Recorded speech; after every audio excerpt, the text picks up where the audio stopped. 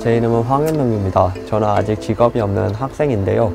부모님한테 근본적으로 최대한 도움을 받지 않고 살아가기 위해서 서울에서 현재 35만 원 고시원 방에 살고 있습니다. 한국의 고시원은 싼 가격에 방을 빌려서 생활하는 공동 공간입니다.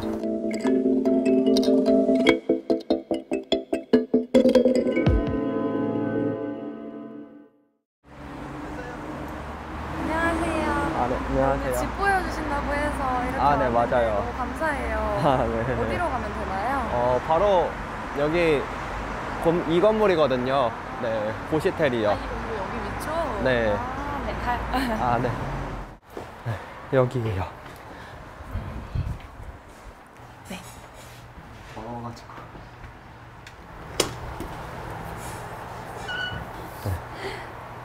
이 공간이 형동님 생활 공간의 전부인 거죠? 네, 맞아요. 혹시 몇 평인지 여쭤봐도 될까요? 저도 정확한 수치는 아닌데 2평 정도 된다고 알고 있어요. 2평이요? 네. 그러면 이 안에 필요한 것들이 다 들어가나요? 어떤 것들을 구비해 놓고 생활을 하세요? 일단 여기 냉장고가 있고, 그리고 여기 옷장이 있고, 그리고 위에 옷걸이가 있어서 이렇게 옷을 걸고 있고요. 그리고 여기에 책꽂이가 있어서 책이랑 이런 거 다 책꽂이에 걸 수 있고, 여기 책상에다가 보통 뭐 필요한 도구들이나 아니면 노트북이나 씻는 도구들 이런 것들을 두는 것 같아요. 근데 지금 책상 보니까 앉아서 무엇을 할 수는 없을 것 같은데 책상에서 무엇을 하세요? 앉아서? 보통 노트북을 하거나 책을 읽거나 하고 있어요. 진짜요? 네. 실제로 한국에서 이렇게 고시원에서 생활을 하는 사람들이 얼마나 있을지가 궁금한데요. 보편화되고 있나요? 제가 처음에 고시원에 살려고 했을 때 이제 인터넷에다가 고시원이 얼마나 있나 검색을 해봤어요. 근데 서울 지역에 거의 어느 지역을 가든 고시원이 거의 있는 것 같더라고요. 지금 생활하고 계신 이 고시원에는 혹시 몇 명 정도가 거주하고 계세요? 근데 저도 이거를 정확히는 모르겠는데 이제 4층은 여성, 5층은 남성 이렇게 나눠져 있는데요. 5층 같은 경우에는 방 10개 이상은 있는 것 같아요. 네, 4층도 아마 그 이상 있을 거라고 생각을 해요. 생활하시다 보면은 오다 가다 사람들 좀 마주치고 그러기도 하잖아요. 네. 보통 어떤 분들이 고시원 생활을 하는 것 같으세요? 생각보다 되게 다양한 사람들이 있어요. 네네. 그래서 저같이 학생들도 있고, 그리고 저는 몰랐는데 외국인 분들이 되게 많더라고요. 그래서 뭐 중국인 분들도 계시고 서양 분들도 계시고, 그리고 나이가 있으신 분들도 많은 것 같아요. 한국에서 이런 고시원 생활 방식이 어떻게 해서 생겨났다고 생각을 하세요? 한국은 서울로 사람들이 되게 많이 모이는데요. 그래가지고 서울의 주거 공간은 한정되어 있고 사람들은 많다 보니까 그래서 이렇게 자연스럽게 고시원 문화가 생긴 것 같아요. 현동 씨 본인 이외에 아시는 분들 중에서도 이렇게 살고 계신 분들이 좀 있나요? 제가 아무래도 학교를 다니고 있기 때문에 주위에 자취를 하는 친구들이 많은데요. 그런데 자취를 하는 친구들 중에 대부분은 사실 고시원보다는 원룸에 살고 있는 친구들이 많고요. 원룸과 고시원의 차이점은 무엇인가요? 아무래도 원룸은 일단 이 고시원보다는 평수가 넓고요. 그리고 좀 자기만의 공간이 더 있다고 할 수 있죠.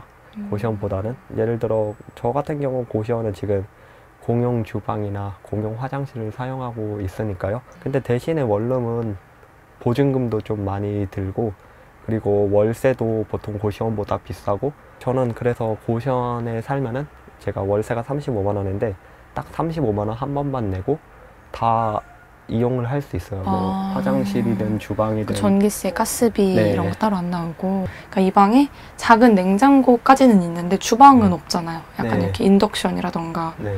그런 것들은 없는데 밥은 전혀 해 드시지 못하는 건가요? 그거는 아니고요. 그 밥은 보통 부엌에 가면은 여기 방에는 지금 주방 기구나 이런 게 구비되어 있지 않지만 부엌에 인덕션이랑 전자레인지랑 밥솥이랑 뭐 취사 도구나 그런 것들이 구비가 되어 있어요. 공용으로 사용하는. 네, 공용으로 사용을 하고 있어가지고 그래서 네, 부엌에서 이용을 할 수 있어요. 냉장고 보면은 김치랑 이렇게 양념이랑 있거든요. 기본 양념이랑 김치랑 있고, 그리고 여기 뭐 식용유나 이런 뭐 설탕이나 네, 이런 음식 기본 재료들이 있고, 그리고 이쪽에 보면은 여기 밥솥이 있는데 네, 항상 거의 밥이 있어요. 그럼 보통 여기서 식사를 만들어서 해결하세요? 네, 저 같은 경우에는 사실 음식을 만들지는 않고 보통 반찬을 사가지고 밥이랑 같이 먹는 편이에요. 좀 더 볼까?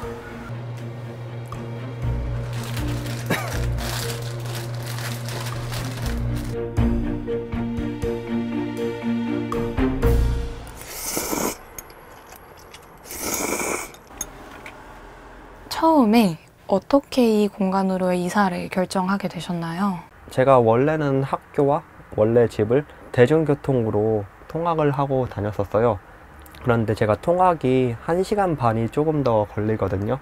그래가지고 자취를 하고 싶다고 생각을 하게 되었고, 그런데 아무래도 조금 부모님한테 경제적으로 도움을 받는 게 미안하기도 해서 최대한 독립을 하기 위해 싼 곳을 찾다가 고시원으로 오게 되었습니다. 그러면은 지금 부모님께 금전적인 도움은 전혀 받지 않고 계신 건가요? 네, 전혀 받는 것은 아니고요. 제가 지금 하고 있는 유튜브 수익으로 월세랑 생활비를 충당을 하고 있는데 좀 부족할 때도 있어요. 그래가지고 한국에서는 대학생들이 생활비 대출이라는 걸 받을 수가 있거든요. 그래서 필요할 때마다 그거를 조금씩 받고 있고, 그래도 조금 부족할 때는 부모님한테 말씀을 드려서 받고 있는 편이에요. 혹시 실례가 안 된다면 통장 잔고 보여주실 수 있으신지. 통장 잔고요? 네. 잠시만요. 핸드폰으로 확인해 볼게요. 지금 51만 7,220원? 네, 이 정도 있어요. 그러면 이 돈으로 언제까지 생활을 하셔야 되는 거예요? 이제 월세를 35만 원을 내야 되거든요. 그러면 이제 한 16만 원 정도가 있는데 한 보름 정도 버텨야 될 것 같아요. 보름이요? 네. 그럼 하루에 한 10,000원 써야 네. 되는 건가요? 10,000원이면 좀 풍족하게 생활할 수 있으세요? 이 생활 패턴으로 사신다면? 하루에 10,000원으로 살아가는 게 쉽지는 않죠. 그래서 저는 보통 점심은 고시원에서 먹고 저녁을 학식으로 먹는 편이에요. 네, 그래가지고 하루에 10,000원에 충분히 살 수 있을 거라고 생각을 해요. 살짝 외로울 수도 있을 것 같아요. 여기서 네. 살면서. 네. 어떠세요? 그래서 사실 저는 여기 고시원이라는 공간은 제가 잠을 자거나 그냥 노트북으로 편집을 하거나 책을 읽거나 그런 데 많이 사용을 하고 있고요. 그리고 평상시에는 고시원에 있다기보다는 도서관에 가 있거나 아니면 사람들을 만나거나 그렇게 생활을 하는 것 같아요. 그러면 평소에 공부는 여기 방에서 많이 하세요? 사실 저는 방에서는 집중이 그렇게 잘 안 돼가지고 방에서 하기보다는 학교에 가서 공부를 많이 해요. 그러면 혹시 한번 같이 가볼 수 있을까요? 아, 학교요? 네네. 아, 네.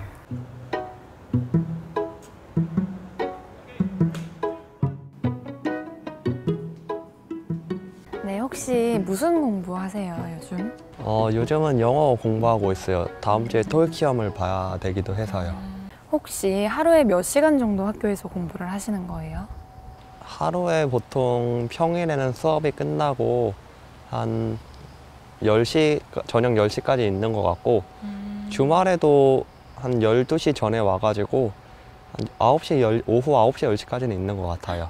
고시원에 있는 것보다 여기 있는 게 오히려 나을 때도 있어가지고 그래서 여기서 그냥 뭐 과제도 하고 책도 읽고 공부도 하고 네, 시간을 보내는 것 같아요. 평소에도 이렇게 공부를 열심히 하고 계신데 동기부여 어떻게 하시나요? 제가 지금 3학년인데 이제 뭐 취업 준비를 하거나 진짜 기업에서 면접을 보거나 그때까지 사실상 1년 정도가 남았다고 생각을 하거든요.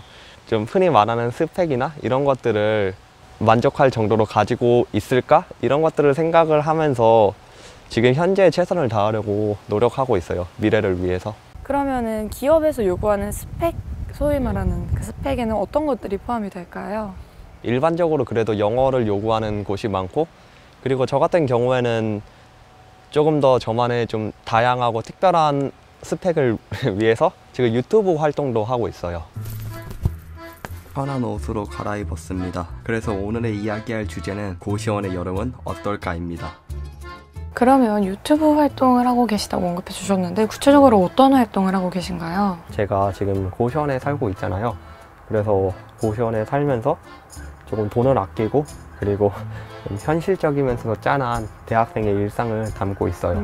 앞으로 고시원에서 얼마나 더 사실 예정이세요? 제가 지금 3학년 2학기인데요. 저는 아마 4학년 1학기가 끝날 때까지는 최소 살지 않을까 생각을 해요. 뭐 그 이상이 될 수도 있을 것 같기는 한데 내년 여름이나 내년 겨울쯤에 나올 것 같아요. 지금 이렇게 고시원에서 사시는 분들이 이 고시원 생활을 벗어날 가능성 얼마나 된다고 생각하세요? 저같이 학생이거나 아니면은 그런 분들 같은 경우에는 벗어날 확률이 그래도 크다고 생각을 해요. 왜냐면은 지금 돈을 벌고 있는 게 아니기 때문에 여기 살고 있는 것이니까. 네. 그런데 아무래도 어느 정도 나이가 있으신 분들 같은 경우에는 서울에 있는 집을 사기가 힘들어요. 네.